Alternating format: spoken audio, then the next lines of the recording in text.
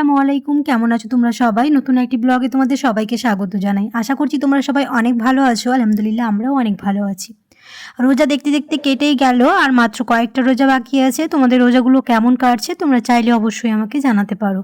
কয়েকদিন আগে যে জুডিওতে গিয়েছিলাম সেখানে তো কোনো রকম জিনিস কিনিনি। স্মার্ট বাজারে অনেকগুলোই কিচেনের জন্য জিনিস কিনেছিলাম, সেগুলো তোমাদের সাথে শেয়ার করা হয়নি, তো ভাবলাম এই ভিডিওতে এক এক করে দেখিয়ে দিই। আর কয়েকটা অনলাইন থেকেও কিনেছি, সেগুলোও দেখিয়ে দেবো। তো এইগুলো বড় সাইজের কিনেছিলাম, আর ছোটও দরকার ছিল, তাই কয়েকটা ছোট অর্ডার করেছিলাম। তো ছোটোগুলো সেম ওই বড়টার মতোই, তো বড়টা হচ্ছে 1100 ml আর এটা হচ্ছে 350 ml। কৌটোগুলো ম্যাচ করে কেনার চেষ্টা করেছি, তাহলে একই সঙ্গে রাখলে দেখতে ভালো লাগে, তার জন্য বড় আর ছোট একই রকম কিনেছি, শুধু সাইজগুলো ডিফারেন্স আছে। বাকি ওই কয়েকটা গ্লাসের সেট কেনা হয়েছে। আর ইফতারে তো প্রতিদিনই ভিন্ন ভিন্ন কিছু খাওয়া হয়, শরবত, লস্যি, ফালুদা এগুলো তো খাওয়া হয়। তো এই দুটো গ্লাস কেনা হয়েছে, আর ওখানে প্রচণ্ড ডিল চলছিল, অনেক কিছুতেই অফার ছিল, তার জন্য ওই দুটো ফালুদার জন্য গ্লাস কিনেছিলাম। আর এখানে জলের বোতল কিনেছি কাঁচের, এটাও খুবই দরকার ছিল। তো ওখানে গিয়ে দেখলাম এটাতেও ভালো অফার পেয়েছি, বাই ওয়ান গেট ওয়ান আছে। আর 1 লিটার করে জল হয়ে যাবে, তার জন্য দুটো নিয়েছি। এই জলের বোতলগুলো কাঁচের নিয়েছি, একটুখানি ডিটক্স অর্ডার করলে তারপর আরও জল খাওয়ার জন্য বিশেষ করে ওই কাঁচের বোতলগুলো দরকার ছিল, ওটার জন্যই কিনেছি। আর এখানে ওই 21 টাকা করে এই চা খাওয়া কাপগুলো পাওয়া যাচ্ছিল, মাটির ভাঁড়ের মতো দেখতে, এটা খুব ভালো লাগে, তার জন্য ওটা কিনা হয়েছে। আর এখানে দুটো থালা, মানে একটুখানি সাইজটা ছোট, মানে প্লেটের থেকে একটুখানি বড়, বাই ওয়ান গেট ওয়ান ছিল। এটাও সাদা জিনিসে যে কোনো জিনিস সার্ভ করলে দেখতে ভালো লাগে, একটুখানি রেসিপি বলো, তার জন্য সাদা কেনা হয়েছে। এর আগেও এই দুটো কিনেছি, ওটা একটুখানি বড় আছে আর এটা ছোট ছিল।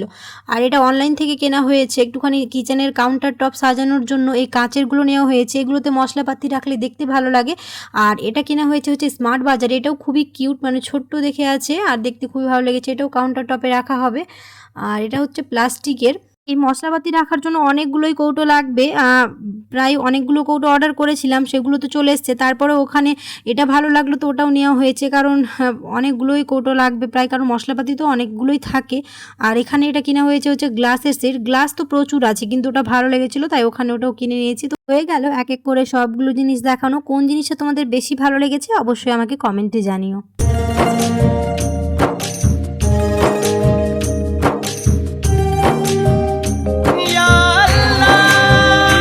ইফতারে প্রতিদিন লস্যি, শরবত এগুলো তো খাওয়া হয়, আজ একটুখানি অন্যরকম কিছু বানিয়েছি, দই চিড়ে বানিয়েছি।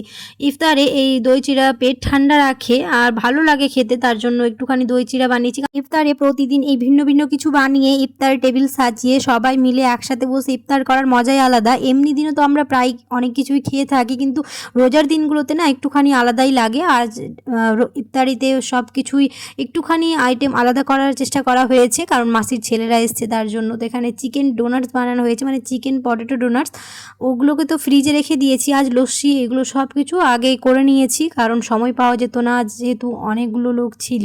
তো ভেবেছিলাম সময়ের মধ্যে করতে পারবো কিনা, তার জন্য আগে করে রেখে দিয়েছিলাম। আর দই চিড়াটাও বানিয়ে ফ্রিজে রেখে দিয়েছিলাম, শরবত, লস্যি এগুলোও বানিয়ে রেখেছিলাম। তো একটুখানি আগে বের করে নিয়েছি, যেহেতু আজকে দিনটা ঠান্ডা ঠান্ডা ছিল, তো ভাবলাম খাওয়া যাবে না, আবার বেশি ঠান্ডা হয়ে যাবে, তাই এখন এগুলোকে বের করে রেখে দিলাম।